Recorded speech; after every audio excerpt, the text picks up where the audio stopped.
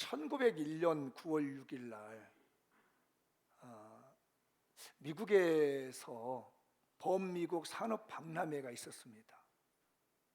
버팔로라고 하는 주에서. 근데 갑자기 그곳에서 총성이 두 발이 났어요. 그러더니 한 분이 많은 수행인과 함께 왔는데 꼬꾸라졌습니다. 그분이 미국의 25대 대통령, 아니 케네디가 아니에요. 일론 맥킨리입니다. 현장에서 그 암살범을 잡았습니다. 봤더니 28살 정도 되는 촐고치라고 하는, 레온 촐고치라고 하는 청년이었습니다.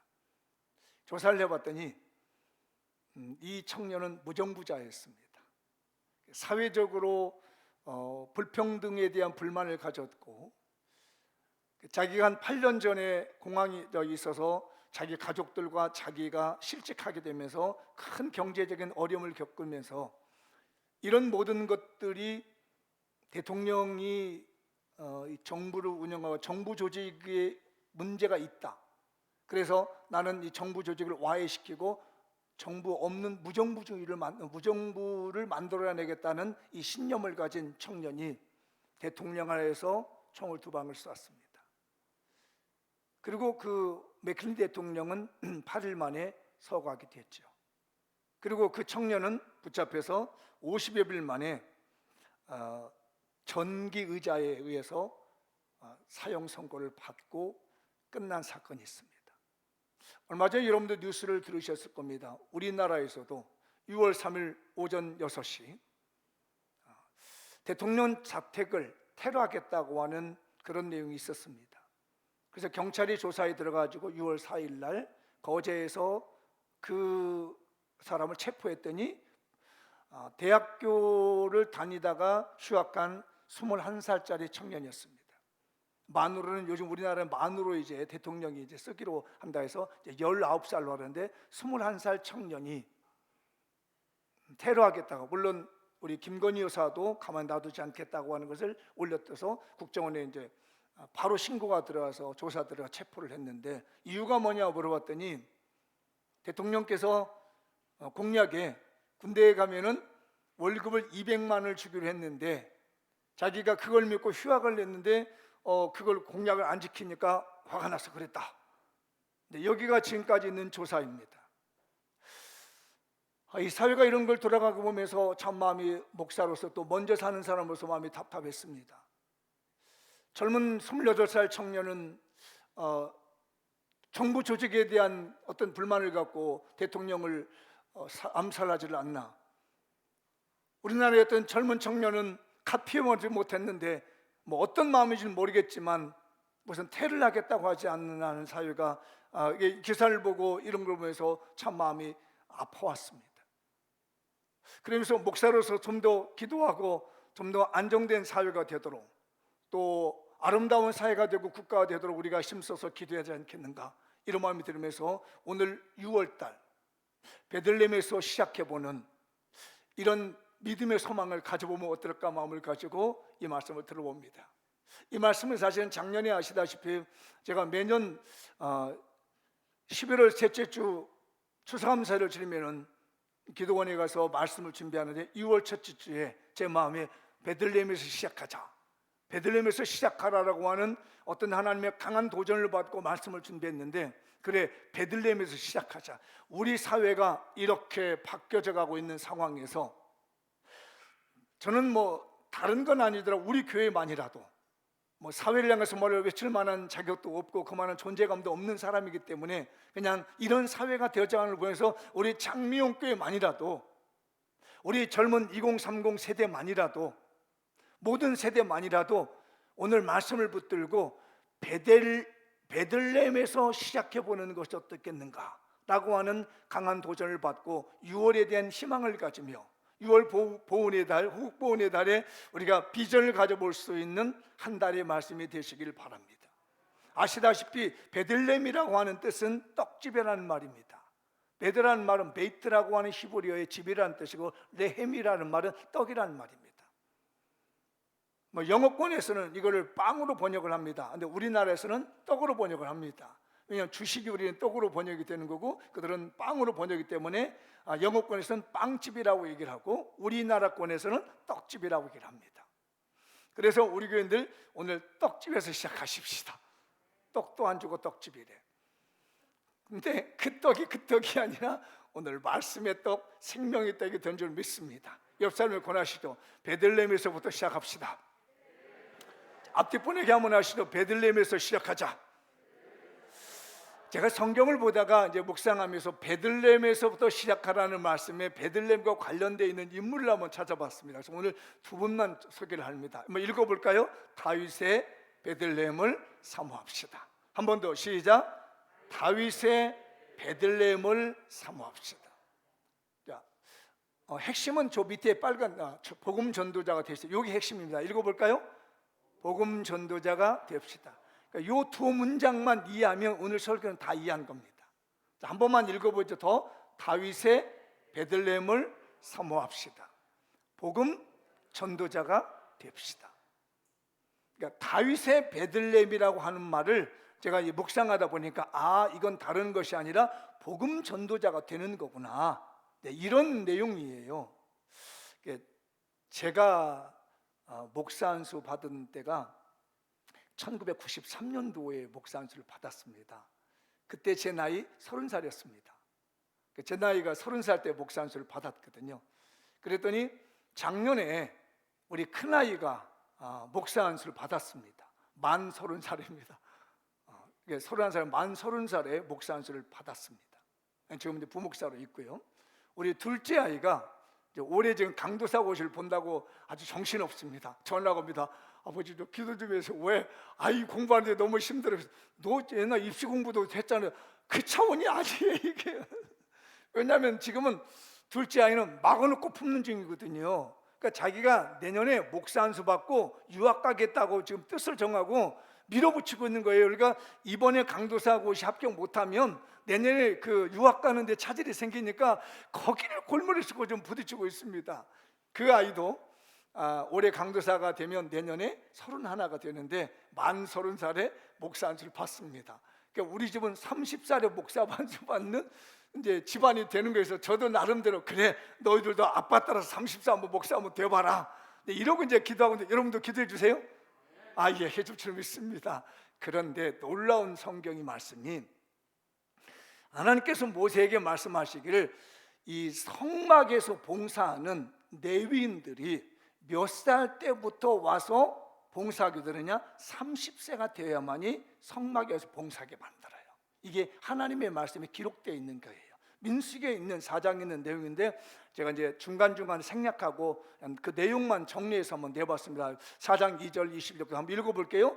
레위 자손 중에 고앗 자손을 그들의 종족과 조상과 가문에 따라 집계하시자. 레위의 아들 중에 고앗이란 아들이 있어요. 이 집안이 있는 거예요. 그 다음에 22절 게르손 자손도 그 조상의 가문과 종족에 따라 계수하되.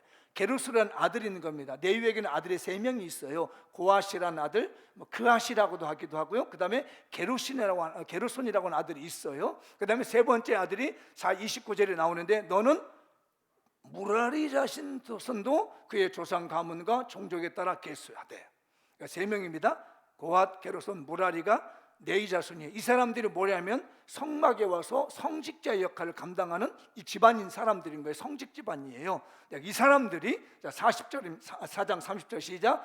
30세부터 50세까지 회막에서 복무하고 봉사할 모든 자를 계수하라. 그러니까 이 세 집안에 있는 식구들 중에 30세가 되는 남자들은 다 불러들이라는 얘기예요. 그래서 30세부터 20년 동안 50세까지. 왜 그러냐면 너무너무 힘드니까. 그리고 이때의 연도가 한 4,000년 전 일이거든요. 우리나라의 평균 수명이 늘어난 게 얼마 안 돼요. 그래서 과거에는 회관만 세도 오래 사셨다고 했잖아요. 그러니까 저희 선친도 회관 못 세고 돌아가셨었으니까. 그러니까 50세까지 살면은 오랫동안 건강하게 일할 수 있는 겁니다. 이 성막에서 일하는 일이 너무너무 힘드니까 건강할 때 와서 해라. 지금은 이제 어떤 적용이 좀 달라졌지만요, 이때는 20년 동안 뼈 빠지게 일을 해야 될 때이기 때문에 30에서 50세가 됩니다. 그래서 이걸 근거로 해서 각 교단마다, 우리 교단도 목사 안수를 받을 수 있는 나이가 30세예요. 장로님이 임직 받을 수 있는, 피택 받을 수 있는 나이가 30세예요. 안수 집사로 피택 받을 수 있는 나이가 30세입니다. 이거를 근거로 해서 그래요. 그래서 뭐 다른 교단도 별반 다르지 않습니다. 우리 교단도 마찬가지로 목사가 될 수 있는 나이 30, 장로가 될 수 있는 나이 30, 안수 집사가 될 수 있는 나이 30. 근데 이제 권사님들은 좀 달리해서 40세로 좀 올려놨습니다. 이 직분을 감당할 수 있는 나이예요. 그런데 이 30세에 다윗이 왕이 됩니다. 헤브론에서 30살에 다윗이 왕이 됐어요.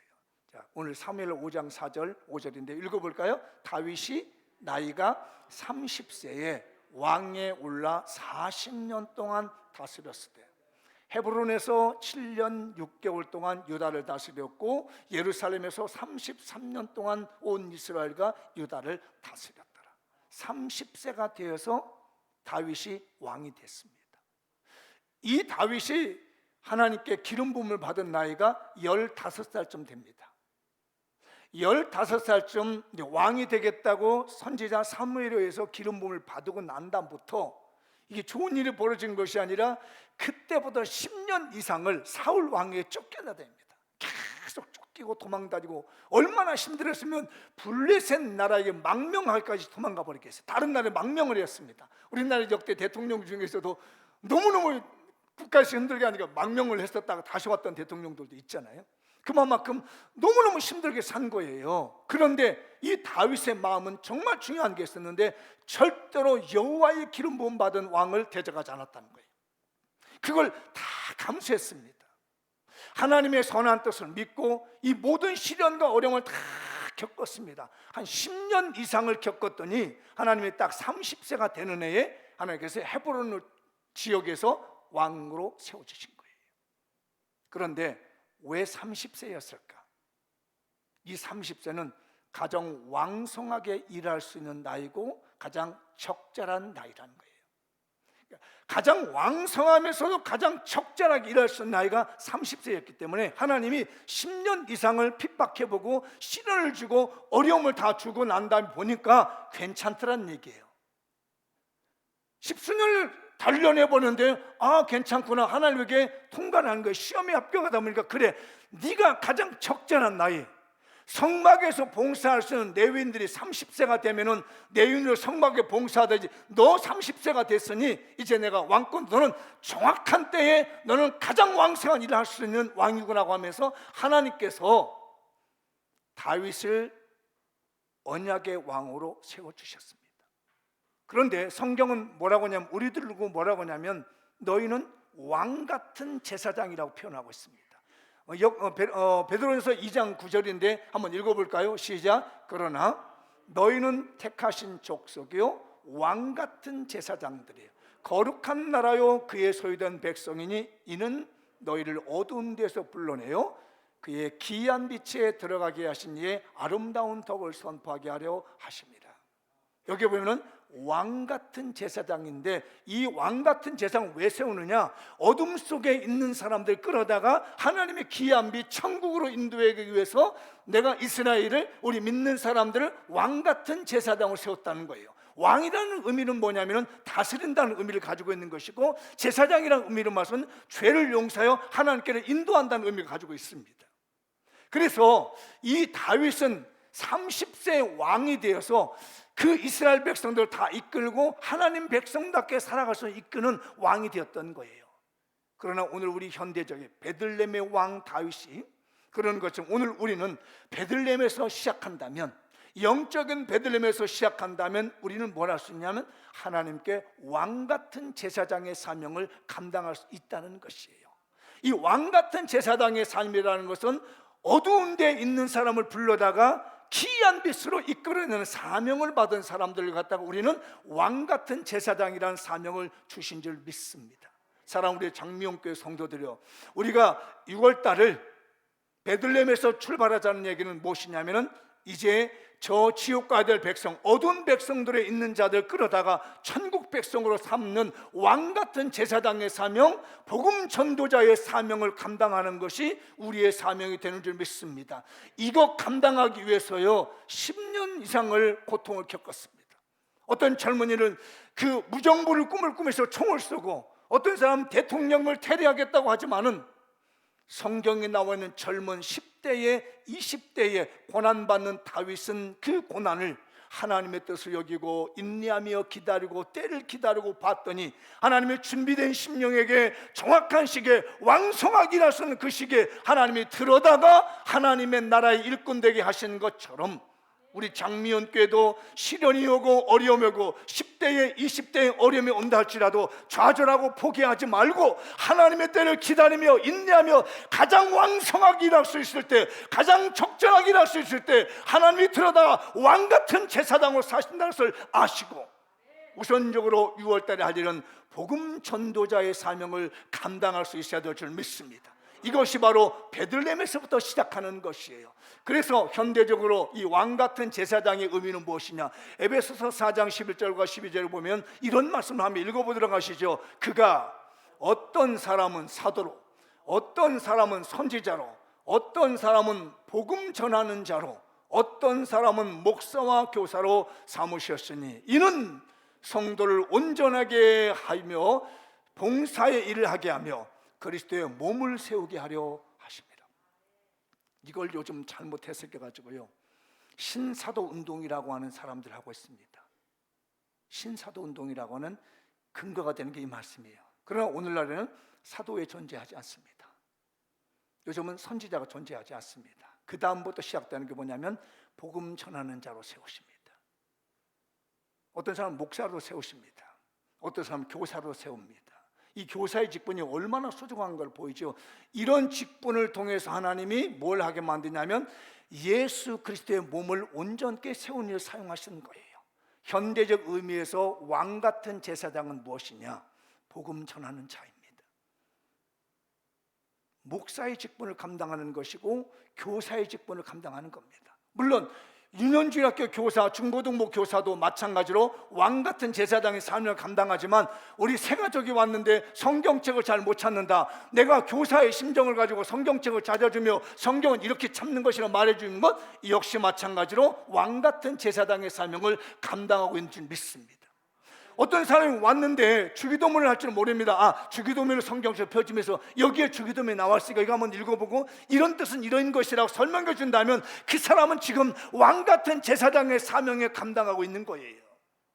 반드시 그냥 교회에서 이 교사란 이름을 받아야만 되는 것이 아니라 내가 어둠 속에 있는 사람을 이끌어서 하나님의 백성이 되게끔 만드는데 가르쳐주고 인도해 주신다면 그 사람은 지금 왕같은 제사장의 사명을 갖는 것이고 다윗의 베들레헴이 될 줄 믿습니다. 그 사람은 그에게 떡을 먹여준 겁니다. 예수 그리스도의 생명의 떡을 먹이는 거예요. 오늘 이 시간 이 말씀이 여러분의 베들레헴이 되시기 바라며 영혼의 양식이 되시기를 바라며 떡이 되시기 바랍니다. 떡은 집에 가서 사다 주십시오. 오늘 떡을 준비를 못했지만 말씀의 떡은 준비했습니다. 그래서 이 다윗의 베들레헴은 복음 전도자다. 여러분 이번 달에 전도하십시다. 저 뒤에는 전도하겠다는 데 이름이 있는데 6월 달에 데려오는 거예요. 아멘. 옆 사람이 권하시오. 가족 구원합시다. 가족 구원합시다. 이렇게 좀 세게 다음 주에 꼭 데리고 옵시다. 제가 오늘 이 설교를 준비해 놓고 안 보이던 이렇게 우리 집사님 얼굴도 배우고 권차님 얼굴도 배우고, 이야 말씀의 능력이 있구나. 이게 어찌 알고 이렇게 왔을까? 가슴 떨리지 않으세요? 나만 떨리나 봐. 와, 나는요 이거 말씀을 준비했잖아요. 그리고 복음 전도자가 되고 가족 구원하고 뭐 이런 설교를 준비해놨는데 보이지 않던 얼굴들이 확 보이는 거예요. 이야, 하나님은 역시 베들레헴에서 시작하라고 명령하시더니 작년 11월 달에 베들레헴에서 시작하라고 하시더니 사회가 어렵고 힘들지라도 베들레헴에서 시작한 다윗이 왕이 되고 시련을 견디고 어려움을 견디니까 왕이 되게 하시는 것처럼 오늘 말씀의 은혜를 받게 되면 내 앞에 시련이 있고 어려움이 있고 고통이 있을지라도 30세의 정확한 때에 가장 왕성하게 일하시는 그때에 하나님이 들려다가 쓰시는구나. 이게 희망이고 이것이 생명의 떡이고 이게 떡을 먹는 것이며 이것이 바로 베들레헴에서 시작하게 되는 축복이 될 줄 믿습니다. 두 번째 한번 볼까요? 시작. 예수 그리스도의 베들레헴을 실천합시다. 저 밑에 글씨도 겸손히 자기 십자가를 집시다. 한 번만 더 다 읽어보죠. 예수 그리스도의 베들레헴을 실천합시다. 겸손히 자기 십자가를 집시다. 요 두 개 단어만 기억한 문장만 기억하면 오늘 설교 다 이제 은혜 받은 거예요. 오늘 본문의 말씀이 그러잖아요. 마태복음 2장 1절에서 3절의 말씀이면 예수님 어디서 태어나셨다고요? 예, 헤롯 왕 때에 예수께서 유대 베들레헴에서 나심에 동방으로부터 박사들이 예루살렘에 이르러 말하되. 성경을 조금 아시는 분은요, 마태복음 1장 1절에 보면 이 족보가 나오죠. 아브라함과 다윗의 자손 예수 그리스도의 족보. 1000년 전입니다. 예수님이 탄생하기 전에 1000년 전에 그 베들레헴에서 누가 태어나면 방금 전에 설교했던 다윗이 태어난 거예요. 그 후손이 예수 그리스도시고요. 그런데 유대 땅의 베들레헴에서 유대인의 왕이 났다니까 헤롯이 쫄린 거야. 이 쫄려가지고 2살 미만에 난 아이들을 갖다 다 죽였습니다. 그때 예수님이 잠시 도피를 했죠. 그 아버지가 다윗의 후손이고요. 지난주 말씀드렸죠. 어머니 마리아가 아론의 후손이에요. 제사장의 후손이에요. 더 젊은이가 만나서 결혼하려고 정혼을 해놨는데 갑자기 천사가 나타나가지고 정혼한 여자한테 네가 아이를 낳을 거다, 잉태할 거다 했더니 어이구 내가 웬 처녀인데 어떻게 아이를 배우면 어떻게 합니까? 큰일 나죠. 그랬더니 걱정하지 마라. 네가 잉태해서 난 아들은 예수라고 그래라. 그리고 요셉에게 말을 하는 거죠. 그래서 결혼하지 않았지만 성령으로 잉태된 분이 예수 그리스도셔요. 그래서 잠시 죽음을 피해서 이집트로 피했다가 그 왕 아켈라가 죽은 다음에 나사렛에서 살게 되죠. 그래서 예수님이 30세 될 때까지 나사렛에서 아버지에게 목수일을 배웁니다. 누가복음에 보면 예수님의 나이가 나옵니다. 예수님의 공생의 나이를 시작한 나이가 30세쯤 된다고 합니다. 한번 3장 23절이니까 누가 한번 읽어볼까요? 시작. 예수께서 가르침을 시작하실 때에 30세쯤 되니라. 사람들이 아는 대로 요셉의 아들이니 요셉의 위는 헬리오. 쭉 족보가 납니다. 다윗이 30세에 베들레헴에 태어나서 30세에 왕이 됐어요. 예수님이 태어난 곳이 어디죠? 원래 나사렛에서 살았어요. 이 엄마 아빠가. 그런데 글라디우스가 호적령을 내렸습니다. 다 자기 노마의 영을 받고 있는 사람들은 다 자기 고향 가서 호적 등록을 해라. 왜? 인두세 받아야 되니까. 세금 받아야 되니까요. 세금을 받으려고 호적 등록을 다 시켰습니다. 그래서 마리아와 이 요셉도 원래 고향인 베들레헴으로 가다가 베들레헴에서 예수님이 태어나신 거예요. 그런데 방금 말씀드린 대로 이 예수님이 잠시 애굽으로 갔다가 다시 간 곳이 원래 집안이 있는 나사렛에 가서 자라나기 시작했어요. 아버지를 도 목소리를 하다가 30세쯤 되니까 하나님께 부름을 받아서 이걸 갖다는 인간 구원을 위한 공생애를 시작한 나이라고 얘기합니다. 30세쯤 돼가지고 부름을 받아요. 공교롭게도 놀랍지요? 다윗도 30세, 예수님도 30세, 저도 30세. 제가 이거 깨닫고요, 와, 이거 굉장하네. 성막에서 봉사하는 나이, 첫 나이가 30세. 이야, 이거 참 놀라. 그때는 또 우리 큰아이도 또 만 30세. 우리 또 둘째 아이도 만 30세가 되면은 또 이렇게 또 준비하고 있고서 이거 정말 우리가 해야 될 일이 있구나. 어떤 어려움이 있을지라도 복음 전도하는 일, 가장 정확한 때에 가장 정확한 일을 하게 하신 하나님께서 역사하십니다. 우리 주님이 이런 복음 서역을 감당하는데 가장 중요한 핵심적인 말씀을 합니다. 뭐라고 하냐면 나는 온유하고 겸손하니 내 멍에를 보고 나에게서 배우라. 그러면 너희 마음이 쉼을 얻으리라. 내 멍에는 쉽고 내 짐은 가볍다. 그러니까 복음 전도하는 일을 감당하고 세상을 살아가는 데 있어서 가볍게 살아가는 것은 다른 것이 아니라 예수님의 멍에를 매는 것입니다. 총으로 칼로 되는 것이 아니고 예수님의 멍에를 탁 매면 이 멍에를 매는 순간부터 내 삶의 짐이 가벼워지기 시작하게 되고 내 삶에 평안함이 열리게 되고 어떤 사람은 그럽니다. 목사님 그렇게 하시면 안 되죠. 아부도 해야 되고 나인도 타야 되고 갖다 이렇게도 좀 하고 잘 보기도 해야 되는 거죠. 맞죠? 그건 세상이 말하는 겁니다. 그런데 믿는 우리는 주님의 멍에를 매면 길이 보일 줄 믿습니다. 주님의 멍에를 매면 앞날이 열릴 줄 믿습니다. 이건 세상과 다른 길입니다. 그게 뭐냐면 겸손의 멍에를 매는 겁니다. 여러분들도 직장생활하고 사회생활 해보지만 겸손한 사람이 바보인 것 같지만 항상 어느 때 가면 좋은 자리에 앉아 있습니다. 겸손한 사람은 자기 주장이 없는 것 같지만 언젠가는 말 못하게 자기 주장을 하고 있는 겁니다. 그가 말 한마디 할 때 아무도 거역하지 못한 일이 만들어집니다. 쉽게 풀리게 되는 거예요. 우리 장명교회 성도들이요, 겸손해집시다. 주님의 멍에는 겸손의 멍입니다. 자기 잘난 체 한다고 해서 되는 게 아닙니다. 예수님의 베들레헴은 겸손을 매게 하신 겁니다. 그 겸손으로 십자가를 지셨어요. 때려도 맞았습니다. 십자가에서 못을 박았습니다. 겸손히 견뎠습니다. 그러더니 저와 여러분이 구원을 얻었습니다. 누구든지 나를 따르거든 자기 십자가를 지고 나를 따를 것이라고 얘기합니다. 자기 십자가를 진다는 건 다른 게 아닙니다. 겸손해야만이 자기 십자가를 지는 거예요. 우리 교인들 겸손의 십자가 지십시다. 그리고 당신을 말합니다. 나는 생명의 떡이다.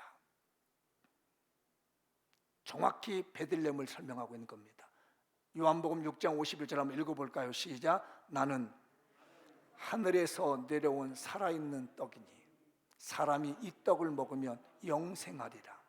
내가 줄 떡은 그 세상의 생명을 위한 내 살이니라 하시니라. 떡이라는 의미를 베들레헴에서 태어날 수밖에 없게 된 이유가 뭐냐면 예수는 당신 우리의 생명이 떡이라는 거예요. 우리가 이 떡을 먹는다는 말은 무슨 말이냐면 예수님을 나의 구주로 믿는다는 것이에요.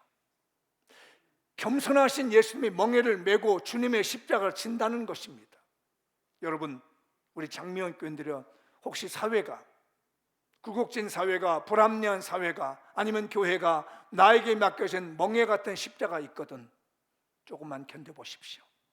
겸손히 견디면 20대에 핍박을 받던 다윗이 조금 견디니까 정확한 때에 정확한 나이에 하나님은 그를 들어 왕으로 세우셨습니다. 조금만 견딥시다. 여러분, 교회 생활이 좀 어렵나요? 신앙생활이 힘드나요? 세상살이가 너무 버겁나요? 그 멍에 조금만 견디시고 자기 십자가를 여기시고 주님 붙잡고 베들레헴에서부터 시작된 이 떡을 먹고 생명의 떡을 먹고 예수 그리스도를 믿고 조금만 견뎌주신다면 하나님의 정확한 때 30세 정확한 나이 왕성하게 일하실 그때 우리를 들여다 쓰실 걸 믿습니다. 이 말씀이 능력이 되시길 바랍니다. 이 모든 것 중에 너희 중에 너희는 먼저 그의 나라와 그의 의를 구하라. 그리하면 이 모든 것을 너희에게 주시리라. 우리는 세상을 살아가는데 세상의 원리로 살아가는 것이 아니라 하나님의 말씀의 원리, 진리의 말씀의 원리, 자기 십자가를 겸손히 지고 하는 이 원리의 말씀을 따라서 풀어갈 수 있습니다. 좀 더 예수님 앞에 깊이 들어오시고 각자에게 맡겨진 사명을 감당하는 6월달 되시기를 축복합니다. 말씀을 한번 마무리 지어보겠습니다. 쭉 읽고만 가볼게요. 자, 시작. 6월에는 장미영교회 베들레헴을 만듭시다. 그러니까 여러분만의 베들레헴을 한번 만들어 보십시오.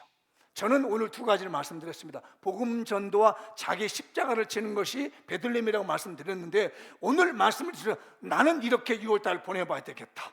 우리들만의 베들레헴을 만드십시오. 아셨죠? 네.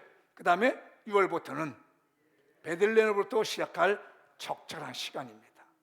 각자에게 부여된 사명을 따라 헌신하시기가 되었습니다. 오늘 하나님이 이렇게 못 나오던 분들 나오게 하신 이유가 있습니다. 이 말씀 듣고 내가 해야 될 일이 무엇인지를 정확하게 알게 하시려고 부르신 줄 믿습니다.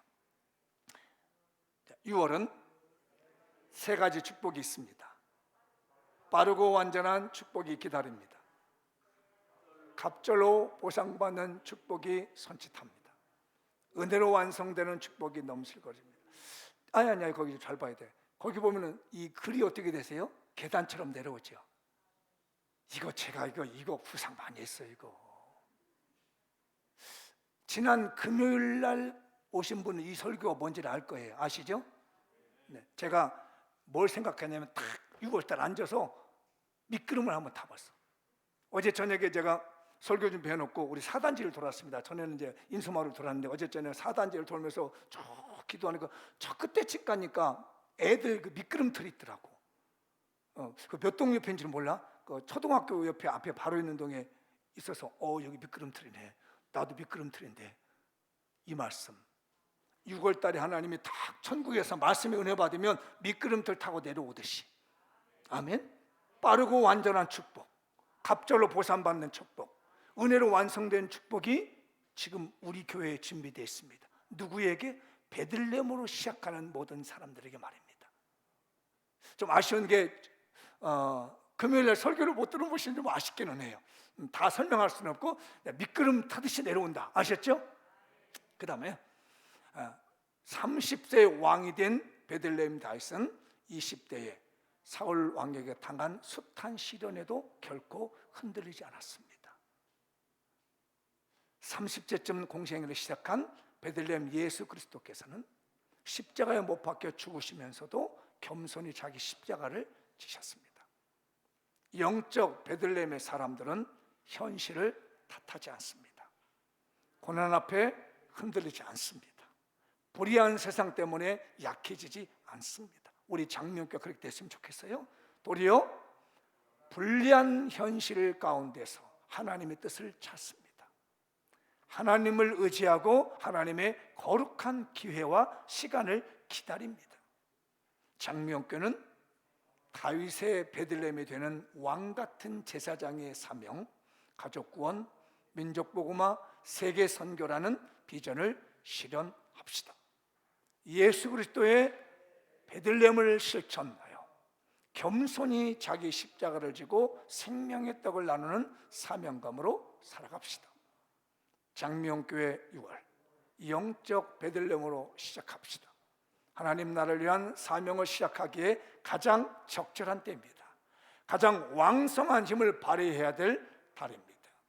2022년 하나님 나라와 예수 그리스도 십자가 복음을 위해 겸손, 긍휼, 관용, 주님의 마음을 가지고 전도, 선교, 구제의 나눔을 실천합시다.